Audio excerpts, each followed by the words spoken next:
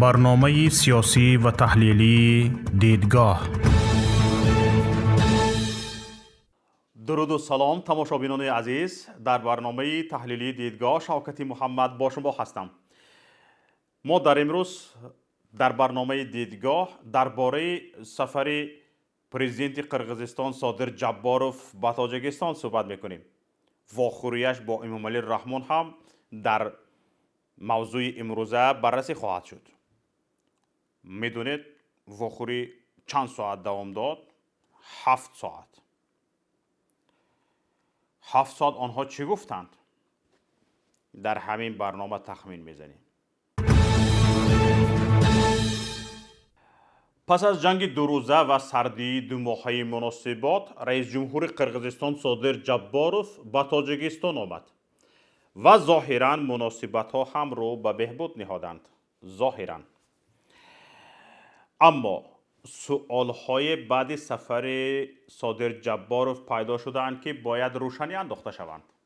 از جمله ملاقاتی 7 ساعته و امضای 4 سندی تقریبا تماما نالازم.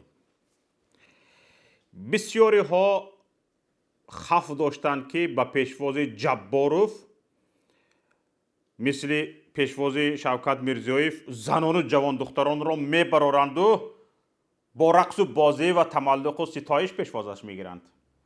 هرچند این فرضیه جدی نبود، ولی مقامات تاجیکستان یک خصوصیت دارند که همیشه کارشناسان و آگاهان را در تنش نگاه می‌دارند. همه چیز را از مقامات میشود انتظار شد. یعنی امکان داشت مقامات این ابلهی را هم همان گونه که با ژیرینوفسکی و تسک کرده بودند به نمایش گذارند. خوشبختانه وای خوشبختانه از این مرحله به شرمندگی عبور کردیم، باور کنید. اما مرحله دیگر، نمایش دستاوردهای تاجیکستان تکرار شد. دستاوردها رو میدونیم. دستاورد گفته مقامات تاجیکستان میوه و سبزوات، خربوزه و کدو، تربوز و سبزی و حال سبزی نیست. جای سبزی نمیدونم چی نشان داده باشن. و خلاص طبیعت زیبا را میفهمند.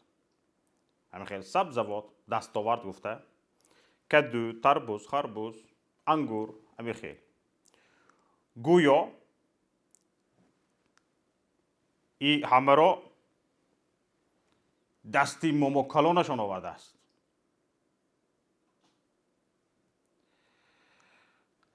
ببینید، هر هیئت خارجی که به کشور وارد می شود، اول به تماشای انگورهای دهقان ریگری یا نمایشگاهی بادرینگ و پومیدور و چکن و اطلس برده می شوند. و یا به کوههای ورزاب برده اول کوهها، سپس قصر و کشکهایشان را نشان میدهند و میلافند و میلافند. اینا دیدی؟ ها اینا دیدی؟ ها کوه دیدی؟ ها شرشره دیدی؟ همین خیلی. برای جمهور قرقیزستان هم طبیعت ناتکرار تاجیکستان از جانب خودی طبیعت شناس رقم اول امامعلی رحمان نمایش داده شد. گویا اینکه صادر جباروف در عمرش کوه را ندیده است. آب شرشره را که تماما در عمرش دیدگی نه. صادر جباروف دفتر مطبوعاتی رئیس جمهور با سرلوحه واهمه‌ناک بازدید سران دولت‌های تاجیکستان و قرقیزستان از طبیعت ناتکرار تاجیکستان در این باره خبر داده می‌نویسد که 28 ایون در دایره سفر رسمی پرزیدنت جمهوری قرقیزستان، اساسگزار صلح و وحدت ملی، پیشوای ملت، پرزیدنت جمهوری تاجیکستان محترم امامعلی رحمان و سرور جمهوری همسایه قرقیزستان صادر جباروف با مقصد شناسایی با امکانیت‌های رشد ساحه سیاحی به بستانسرای بیرون از شهری بهار واقع در ناحیه ورزاب تشریف آوردند. مقصد این تشریف را به خاطر داشته مانید. به این بدتر برمیگردیم و دربارش حتما چند گفتنی های هست.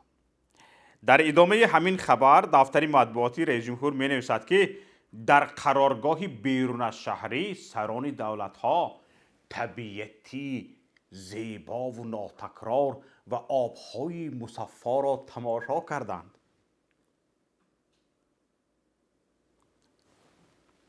همینجا میشد میگفت که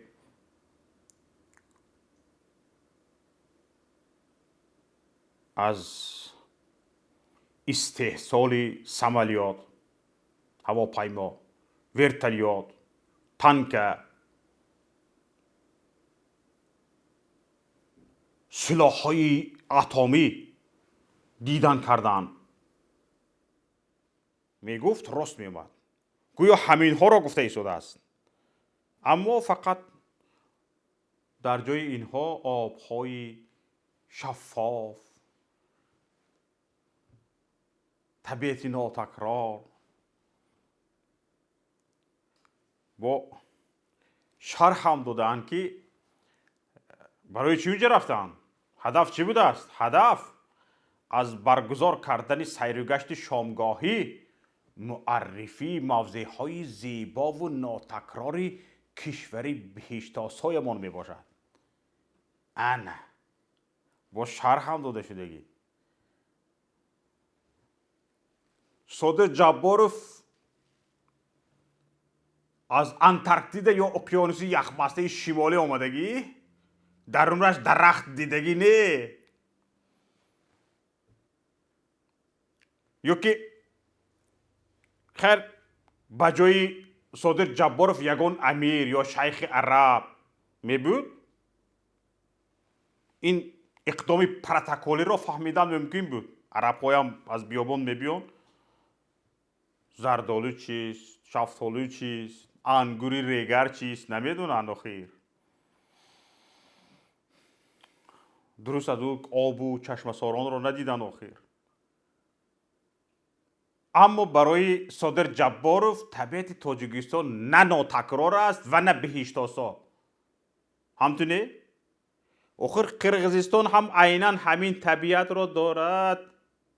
همین طبیعت را دارد. برخی موضع‌های قرقیزستان از ورزاب به مراتب زیباتر است. نمایش طبیعت به صادق جباروف و ناتکرار نامیدن آن مثل نمایش اطلس و چکان به میرزیویف است. یاد دارید؟ به میرزیویف اطلس و چکان نمایش دادند. اطلس و چکانی که چند روز قبل تاجران تاجیک از ازبکستان خرید آورده بودند. اکنون برگردیم به مسئله اساسی. دو رئیس جمهور که قرار بود 40 دقیقه با هم ملاقات داشته باشند، 7 ساعت تمام تیت تیت نشستند، یک به یک. برخی رسانه ها 2-3 بار فرصت یافتند خبر دهند که ملاقات سران دولت ها تا هنوز ادامه دارد. می نویسند ملاقات سران دولت ها تا حال ادامه دارد. می نویسند ملاقات سران دولت ها تا حال ادامه دارد. همین خیل ادامه 7 ساعت. بسیاری ها منتظر خبرها از تصمیم های بسیار جدی جانب ها بودند. ولی چه شد؟ نتیجه که رسما از آن خبر داده شد به قول تربوز همگان را از بغلشان افتاند. در اطلاعیه رسمی گفته می شود که رهبران تاجیکستان و قرقیزستان 2 سازشنامه و 2 یادداشت امضا کردند. این سازشنامه و این یادداشت چی بوده است؟ گوش کنید. سازشنامه درباره همکاری در ساحه تامینات نفقه و سقوط اجتماعی. سازشنامه همکاری میان خبرگزاری دولتی خاور تاجیکستان با کبری قرقیزستان. یادداشتش چی بوده است؟ یادداشت تفاهم آید به همکاری در ساحه خدمت دولتی و یادداشت تفاهم در ساحه سیاستی جوانان.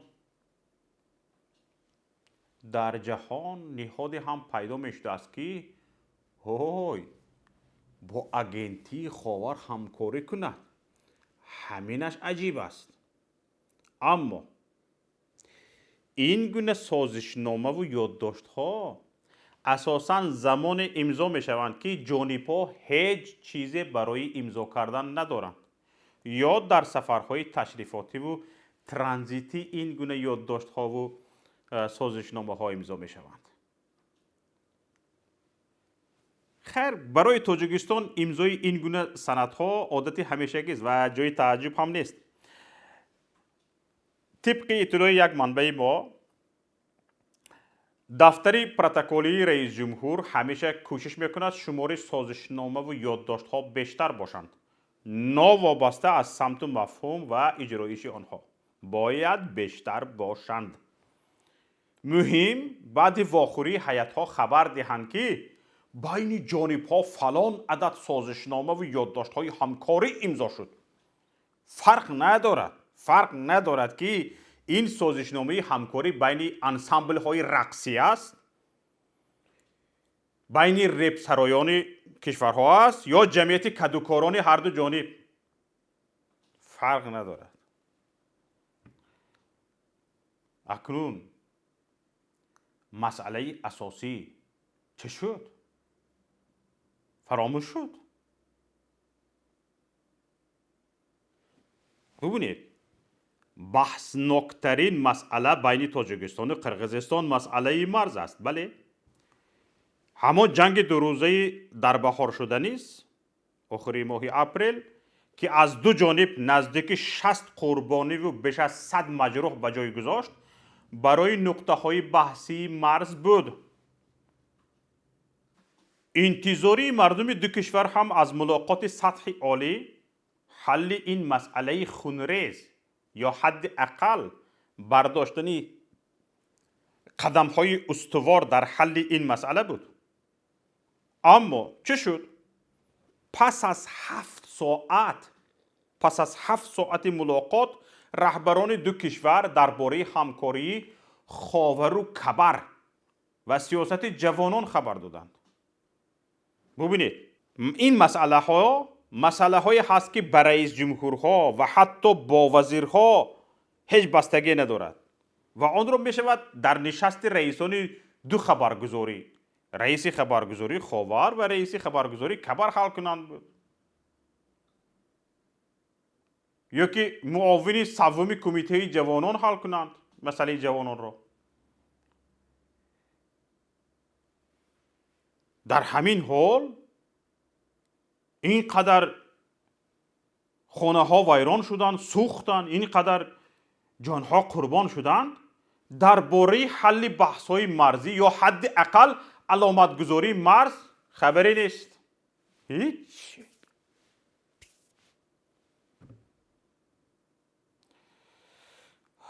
خیر، در اظهارات مشترک دو رئیس جمهور به این مسئله کمتر اشاره هم شده است که در آن نوشته شدگی است که پرزیدنت ها تاکید کردند که به پیدایش نزاع‌های مرزی در سرحد تاجیکستان و قرقیزستان راه داده نشود. گفتیتون آخر از اول گفته آمده ایستادتون، بله، اما همین گفتگیتون شد نشد. چند بار خون ریزی شد. هر دفعه از دفعه پیشتر خونریزی زیاد و این دفعه آخر 10 برابر پیشتر شد. حالا هم با همین گپ واخوری ها به اتمام میرسند. در خبر گفته می شود که جانب ها سرعت بخشیدن به مذاکرات و جستجوی راه های حلی برای هر دو جانب پذیرفته شونده در چهارچوبی کمیسی بین حکومتی آید به دلیمیتاسیون و دیمارکاسیون سرحد دولتی تاجیکستان و قرقیزستان را قید نمودند. همین قید نمودن ها تا کی دوام میکند؟ 7 ساعت واخوری کردیتون با به قید نمودن ها به اتمام رسیده است. اکنون ببینید تماشابینان عزیز، سران دولت ها واخوردند. بعد واخوری طولانی این حرفا صدا داد. اینه که از اظهارات کمیسیون های مشترک علامتگذاری مرز که هر دفعه بعد ملاقات ها صدا میدهد هیچ فرق ندارد و حرف های عمومی است. پس دو رئیس جمهور 7 ساعت چی گفتند؟ این طول 7 ساعت اینها چی گفتند؟ مسئله مرز را حل نکردند. درباره مرز گپ درست نگفتند. او یادداشت و سازشنامه‌ای که گفتند در سطح رئیس جمهوران نبود. پس اینها 7 ساعت چیکار کردند و چه گفتند؟ هیچ معلومات رسمی نه از این و نه از اون طرف نشر نشده است. جانب قرقیزستان هم که قبلا در نشر خبرها خیلی فعال بود، تا جایی که رسانه‌های تاجیکی نیز خبر را از منابع قرقیزی می‌گرفتند، حالا سکوت را پیشه کرده است. نمیدونم چرا. اکنون پس تنها همین میماند که هیچی نگفتن خودشان. چی مونده کن؟ همین میماند که برای درک موضوع بحث امام علی رحمان و صدر جباروف به اشاره های ضمنی نگریسته و از تخمین کار گرفته شود. کویک تخمین کنیم چه اینها چی گفتند؟ رئیس جمهور قرقیزستان را در سفر وزیر اقتصاد و مالیه، وزیر نقلیات، وزیر حالتهای فوق‌العاده، وزیر فرهنگ، نماینده مخصوص کابینه وزیران در ولایت بادکند و رهبر خدمات مرزی و نایب اول رهبر کمیته دولتی امنیتی ملی قرقیزستان همراهی می‌کردند. هیچ کدام از آنها به سازشنامه و یادداشت‌هایی که امضا شده است کمترین بستگی ندارند. در ساحه آنها نیست. اکنون در گمان است که صدر جباروف آنها را برای تماشای طبیعت ناتکرار و بهشت‌آسای تاجیکستان آورده باشد. اکنون چی؟ اکنون مسائل وابسته به این وزیران در گفتگوی 7 ساعته یا جای دیگری البته که بحث شده است. در این اظهاراتی که گفته شده است، نقطه دیگری هست که باید بالایش توجه شود. ببینید در آن چی گفته شده است. پرزیدنت ها از ادامه قاچاق مال در منطقه های نزد مرزی جمهوری تاجیکستان و جمهوری قرقیزستان اظهار نگرانی کردند. جانب ها بر آنند که چنین حالت به مناسبت های دو جانبه اقتصادی زیان می آورد. کارشناسان و مردم منطقه های مرزی می دانند که تمام گذشت های تاجیکستان در مسئله های مرزی و قرقیزستان در حد اقل 10 سال اخیر به قاچاق وابستگی داشت. به قاچاق. انیقترش قاچاقی سوزشواری از جانب داماد رئیس جمهور شمسالله صاحبوف از قرقیزستان به تاجیکستان. طبق گفته کارشناسان بحث اخیر مرزی و سرچوی مناسبات هم چیز جز بحث به سر قاچاق نیست. حکومت نو قرقیزستان میخواهد به این قاچاق بزرگ حجم خاتمه دهد یا گروه از نودولتان آن میخواهند آن را زیر نظارت خود گیرند. به شمسالله صاحبوف انیقترش خانواده رئیس جمهوری تاجیکستان این تصمیم پسند نیست. برخی به این نظرند که قاچاق در هر حجم نباشد نمیتواند در سطح دو رئیس جمهور و چنین طولانی بحث شود. شاید برای جباروف همچون رئیس جمهور مسئله کوچک باشد، چون کشورش در این قاچاق اساساً نقش کشوری ترانزیت را بازی میکند و حتی درآمد هم میگیرد. اما برای امام علی رحمان چی؟ برای امامعلی رحمان این مسئله کوچک نیست. امامعلی رحمان همیشه منفیت‌های خانوادگیش را از منفیت‌های کشور پیشتر گذاشته است، بالاتر می‌داند. به این می‌شود ده‌ها مثال آورد. سر از راه‌های پولکی، ایرس، سامانیر، تصرفی همه بانک‌های کشور و بیزنس تبدیل دادن شناسنامه و معلومات نامه‌های طبی از جانب فرزندانش. همین خیر شمرده رفته هم میگیری تمام نمیشود.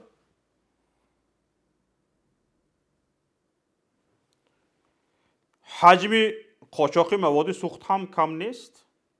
سوزشواری 35% تمام واردات مواد سوخت و کشور را تشکیل می‌دهد. درآمد سالانه عائله رئیس جمهور و متناسباً ضرر بودجه از آن به بیش از 100 میلیون دلار میرسد. در گمان است که این پیشوایی که برای درآمدهای کوچک مثل معلومات نامه طبی و خوانندگان صنف یک را نزد ملت شرم نداشته به دوش گرفته است، از درآمد 100 میلیون دلاری به مبارزه دست کشد. همتونه؟ اما به این دقت دهید. در اظهارات اشاره می شود که جانب‌ها از ادامه قاچاق مال در منطقه های نزد مرزی اظهار نگرانی کرده آن را به ضرر گفتند. به ضرر بوده است. پس کوشش امامعلی رحمان برای رسیدن به توافق برای ادامه قاچاق مواد سوخت به نتیجه انجامیده است. این سوال است که پاسخش را دیر منتظر شدن شرط نیست.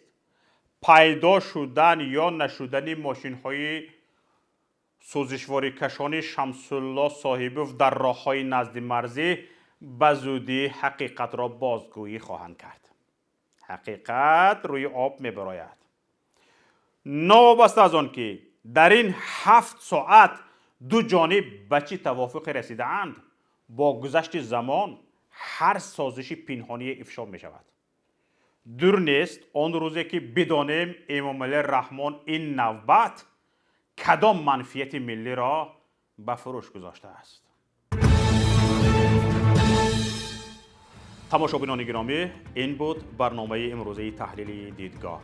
برنامه های دیگری ما را در شبکه های اجتماعی، در شبکه یوتیوبی پیام تیوی، در کانال تلگرامی ما، در کانال تلگرامی رادیو پیام پیگیری کنید.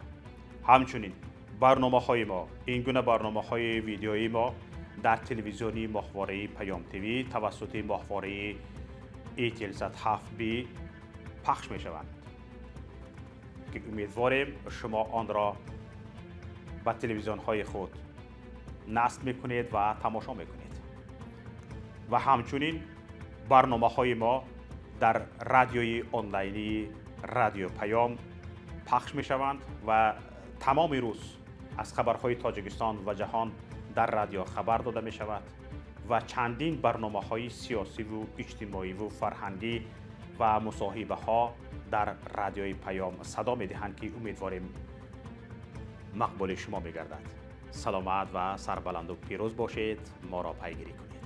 السلام علیکم و رحمت الله.